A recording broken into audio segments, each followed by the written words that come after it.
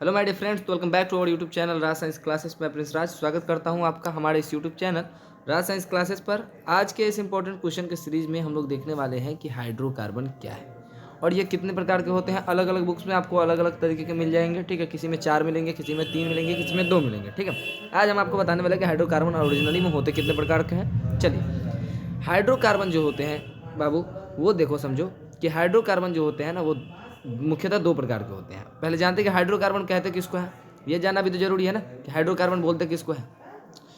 ओहो, चलिए इसका परिभाषा जानते पहले हम लोग। बोला कि हाइड्रोकार्बन क्या है, याद रखिएगा। हाइड्रोकार्बन का परिभाषा ना आप सिर्फ उसके वर्ड मीनिंग से ही निकाल सकते हैं। हाइड्रो मतलब हाइड्रोजन और कार्बन मतलब कार्बन, यानी कि हाइड्रोजन और कार्बन से बने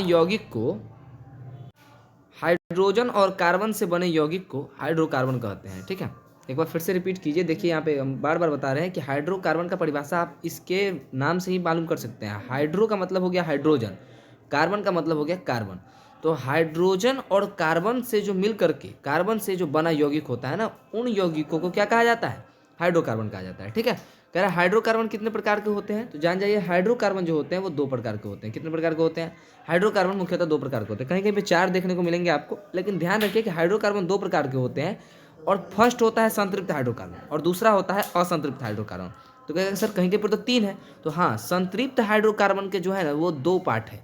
एक हो जाएगा आपका एल्केन और एक हो जाएगा एल्कीन। क्या हो जाएगा, यहाँ पर लिखने में नहीं बन रहा है, नहीं तो हम लिख देते कि संतृप्त हाइड्रोकार्बन का जो है 2 पार्ट है। एक हो जाएगा आपका एल्केन, थोड़ा सा अगर आप लिखाएगा देख लीजिएगा, और दूसरा हो जाता है एल्कीन। क्या हो जाता है? एल्कीन। इसका सामान्य सूत्र आपको अगले वीडियो में फुल डिटेल्स के साथ मिलेगा। और दूसरा होता है असंतृप्त हाइड्रोकार्बन, इसको बोलते हैं एल्काइन। क्या बोलते हैं? एल्काइन।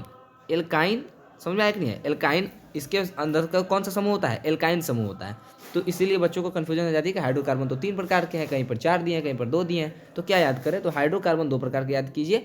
संतृप्त हाइड्रोकार्बन के अंदर 2 समूह है, एक एल्केन समूह, एक एल्कीन समूह। और असंतृप्त हाइड्रोकार्बन के आगे अंदर क्या है, एक समूह है, वो है एल्काइन समूह, ठीक है। चलिए, तो याद हो गया होगा। स्क्रीनशॉट लेना है तो आप लोग ले सकते हैं।